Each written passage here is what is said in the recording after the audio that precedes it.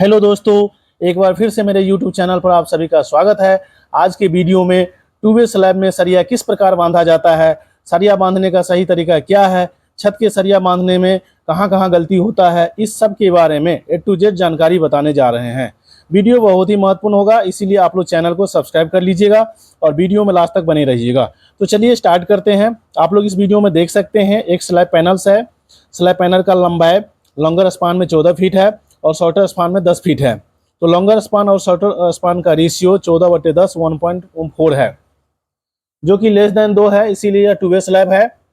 और ये स्लैब चारों तरफ इंड सपोर्ट बीम के सपोर्ट पर सपोर्टेड है। जानकारी के लिए आप लोगों को बता दूं कि स्लैब 3 प्रकार का होता है, one way slab, two way slab और संगन स्लैब। यदि लॉन्गर स्पान और शॉर्टर स्पान का रेशियो लेस देन 2 होगा तो टू वे स्लैब होगा। यदि लॉन्गर स्पान और शॉर्टर स्पान का ratio greater than equal to 2 होगा तो वन वे स्लैब होगा। टू वे स्लैब या टू वे स्लैब का छत है। टू वे स्लैब में बीम के चारों तरफ L/4 लंबाई तक क्रैंक बार प्रोवाइड करते हैं। क्रैंक बार के बेंड का लंबाई 0.42 इंटू डायमीटर ऑफ बार होता है। इस वीडियो में आप लोग देखिए, एक तरफ स्पान लेंथ 10 फीट है और दूसरी तरफ स्पान लेंथ 14 फीट है। तो एक तरफ क्रैंक बार का लंबाई 10 फीट बट्टे 4 यानी कि 2.5 फीट तक होगा और दूसरे तरफ क्रैंक बार का लंबाई 14 फीट डिवाइडेड बाई 4 यानी कि 3.5 फीट तक होगा। वन डायरेक्शन में 2.5 फीट और अनदर डायरेक्शन में 3.5 फीट तक क्रैंक लंबाई को तोड़ेंगे। छत में दोनों डायरेक्शन में 10 mm के सरिया को 5 या 6 इंच यानी कि 125 mm या 150 mm के स्पेसिंग पर बांधा जाता है। पहला सरिया, जिसे कि मेन बार कहा जाता है, हमेशा शॉर्टर स्पान के डायरेक्शन में बांधा जाता है, क्योंकि स्लैब पर टोटल लोड मेन बार सरिया के अलोंग होता है। फिर उसके बाद डिस्ट्रीब्यूशन बार, जो कि लॉन्गर स्पान के अलोंग होता है, बांधा जाता है और उसका भी डायमीटर 10 mm होता है।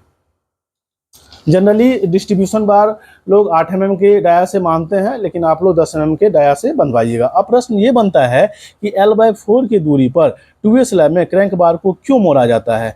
L/4 दूरी पर छत के सरिया का क्रैंक इसलिए मोड़ा जाता है क्योंकि बीम के इंड सपोर्ट से L/4 दूरी तक स्लैब पैनल के चारों तरफ टू वे स्लैब के केस में नेगेटिव बेंडिंग मोमेंट लगता है, यानी कि ये क्रिटिकल जोन होता है या फेल्योर जोन होता है, जिसका मोमेंट ऊपर की ओर लगता है।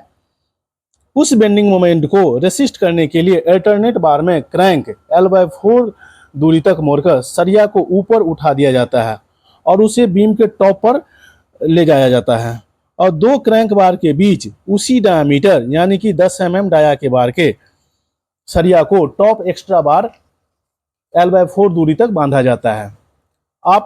अब यहाँ पर ध्यान देने वाला कंसेप्ट ये है कि क्रैंक बार जो कि ऊपर की ओर मुड़ा रहता है यानी कि बीम के टॉप पर रहता है, उस पर जो डिस्ट्रीब्यूशन बार दिया जाता है वो हमेशा क्रैंक बार के नीचे से दिया जाता है। यहाँ मिस्त्री या सुपरवाइजर के द्वारा प्रायः गलती किया जाता है। जो क्रैंक बार का डिस्ट्रीब्यूशन बार होता है उसका मकसद वो ये समझता है कि वो केवल उसको प्रॉपर पोजीशन में रखने के लिए किया जाता है, तो ये गलत है।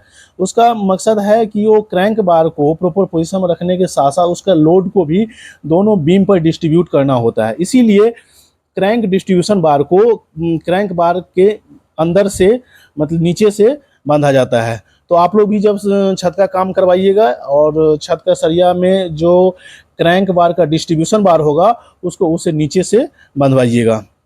यदि इस प्रकार से टू वे छत का सरिया नहीं बंधवाते हैं तो जब स्लैब पर lab load, super impose load, dead load बढ़ेगा या फिर अर्थक्वेक के समय वर्टिकल मूवमेंट होगा, उस समय छत में क्रैक हो सकता है या फिर छत कोलैप्स हो सकता है।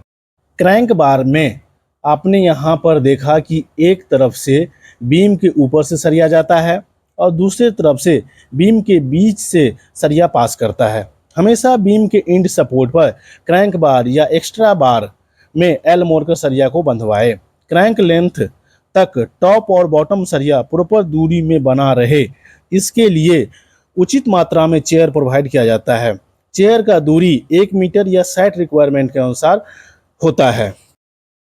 यदि इस वीडियो से आप लोग स्लैब का जानकारी प्राप्त हुआ हो तो चैनल को सब्सक्राइब करना मत भूलिएगा एवं वीडियो को लाइक शेयर भी कर दीजिएगा, ताकि ये महत्वपूर्ण वीडियो अधिक से अधिक लोगों तक पहुंचे। वीडियो को लास्ट तक देखने के लिए बहुत बहुत धन्यवाद।